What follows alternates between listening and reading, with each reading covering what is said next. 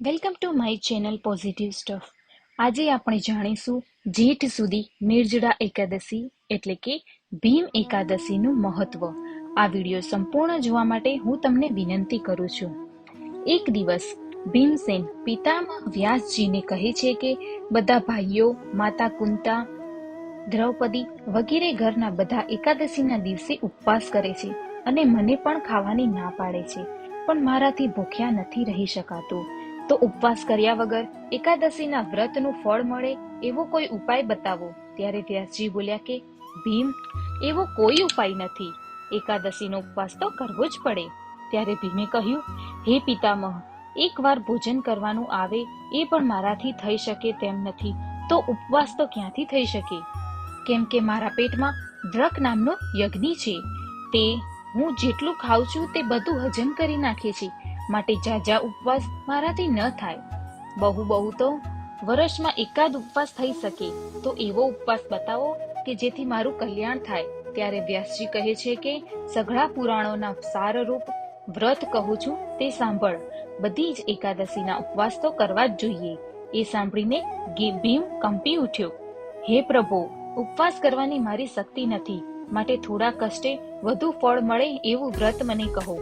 વ્યાસજી બોલ્યા, જ્યેષ્ઠ સુધી એકાદશીનું વ્રત પ્રયત્નપૂર્વક કરવું.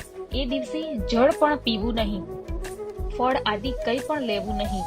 જે મનુષ્ય આ એકાદશીના સૂર્યોદયથી આરંભી બારસના સૂર્યોદય સુધી જળપાનનો પણ કરતો નથી, તેને બધી એકાદશીઓનું ફળ મળે છે. બારસના દિવસે સ્નાન કરી વિધિપૂર્વક બ્રાહ્મણને સોનું અને જળદાન કરી ભોજન કરાવી ભોજન કરવું.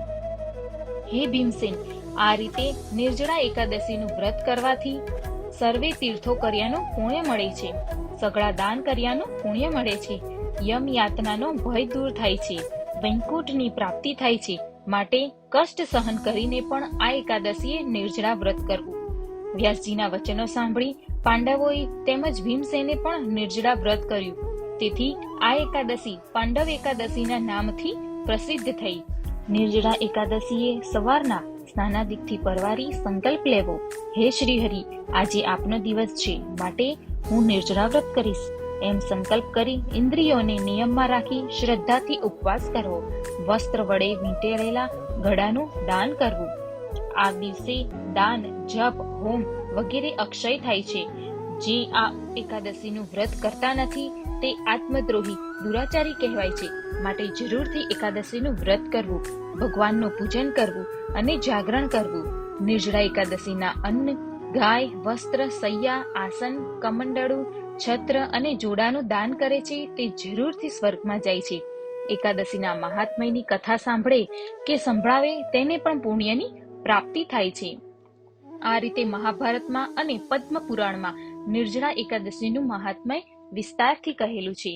મારી આ વિડીયો જોવા બદલ તમારો ખૂબ ખૂબ આભાર, અને આવી અનેક ધાર્મિક વિડીયો જોવા માટે મારી યુટ્યુબ ચેનલને સબસ્ક્રાઇબ કરવા વિનંતી અને બીજાને શેર કરવા વિનંતી.